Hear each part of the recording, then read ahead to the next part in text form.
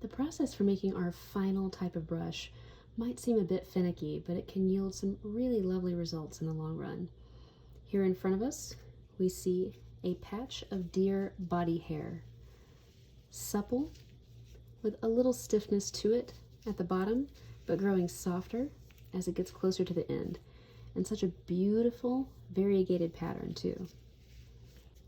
We are making a brush that is so small, so delicate, that it uses the stem of a magnolia bud as a handle. So the first thing that we want to do here is determine about how much of the deer hair we might need. We can only use enough that can be tightly packed, and it must be tightly packed, into this little hole that I've drilled out here in the end of a magnolia bud stem. You kind of have to guesstimate. So I'm going to pull away some of the hair and pinch it as tight as I can, and that still looks way too thick to fit into that small little hole. So I'm going to keep parsing some hair off until I feel like I have just the right amount.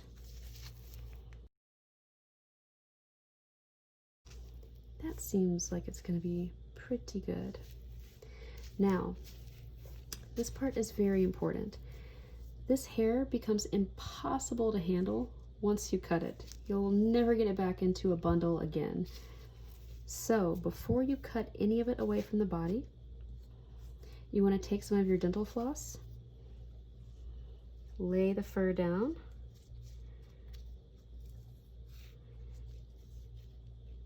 and tie a section of dental floss, preferably the waxed kind in this case, for a little extra tension. Tie it around that grouping of hairs, really close to the base. Make one knot, and then after you do that, double check your thickness and see, do I feel like this thickness is the appropriate thickness for this hole? I feel like there could actually be a little more in there. I might have taken a bit too much away. So that's okay. I haven't tightened this knot up yet. I'll just pull it off and I'll add just a bit more. Once I have that hair separated away from the rest, I'll pick up my dental floss again.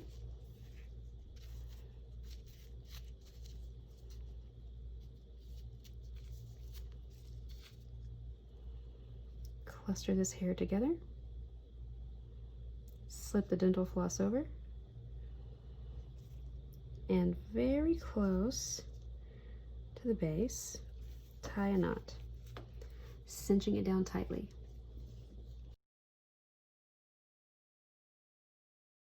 Now that I've tied that down nice and tight, I feel like it's okay to cut this deer hair away from the hide.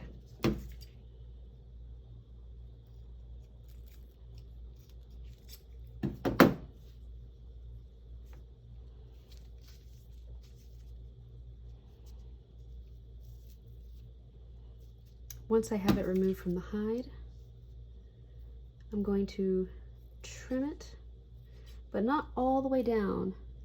Not all the way down to there, not just yet. First, I want to create a more compact base that I can actually shove into the end of here. So, what I want to do is this. I want to take some more dental floss and tie it back around the base of this cluster of fur.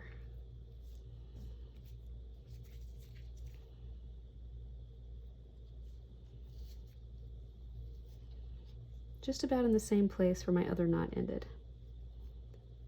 It's okay if they overlap a little bit. I'm tying one knot, and then a second knot right on top of that. and I'll cinch it down tight. That part is a lot easier to do without gloves on, but you need gloves for this next step because you are going to be using super glue, which we know sets very quickly. Now, pulling the dental floss up and away from the end of your deer hair bundle, I'm going to open my super glue and I'm going to dispense some super glue directly onto the end of the deer hair. And I really want to saturate this bundle. Once I feel the bundle is good and saturated, I'll recap my super glue, and then being sure to never clamp this with your fingers for too long because it will start to set on your fingers. I'm just pinching and pulling this bundle together. You can see it's getting more compact as I'm pinching, and it will continue to get more compact as that glue dries. Now, once I have a more compact bundle, it doesn't have to be perfect. What I want to do is start to wrap the dental floss tightly, very, very tightly, around the end that I just imbued with super glue. Be careful not to hold your fingers together for too long. Definitely be sure you're wearing gloves here.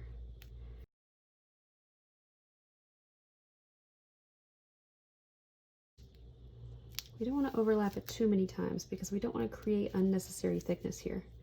But once I have a tight little bundle like this with hardly any fur sticking out, I want to just twist in the direction that I just rolled to tighten up any tension that I possibly can, making this the most compact possible little bundle. One more good wrap. Pinching and twisting to tighten up that bundle. Squeeze out any excess glue so it'll dry even faster. There we go. Now, before I trim this dental floss, I want to make it go into a knot over itself. Just one. So I've created a little loop here. I'll put the end of the floss through this little loop, grab it, pull it all the way through. There we go. Just tightening it down one last time, nice and tight there, and smushing it into the glue that's already there. Now I can trim my excess dental floss like so, and just for good measure, I'm going to put one more small little dot of super glue right there where that dental floss end is hanging off, and smooth it down, pinching and smoothing one more time. Pinch, twist, smooth, pinch, twist, smooth. There we go. Now we have a neat, tight little bundle, and we can trim any excess dental floss that's sticking up into the area of the deer hair, like so. And if you get a few hairs in the process, that's okay.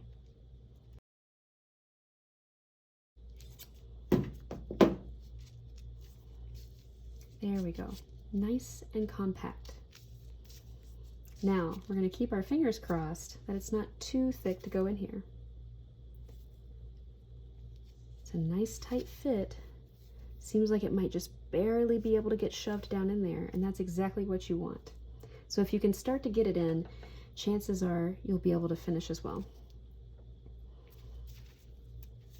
Since the fit in here is so tight, it doesn't matter how viscous the glue is that goes in. So we can certainly use this, but we can also use Loctite. If you have a super, super tight fit, I recommend that you use the Loctite because it's less viscous. It won't squish out as much and take up as much space as the Omni Stick will. So first, I'm just going to squirt a little bit of the Loctite directly down into the base of the Magnolia bud stem, like so. And I'm also going to pick up my bundle of deer hair that I've tied, and I'm going to apply some Loctite on the end of there as well. And I'll turn it to make sure the whole thing gets thoroughly coated.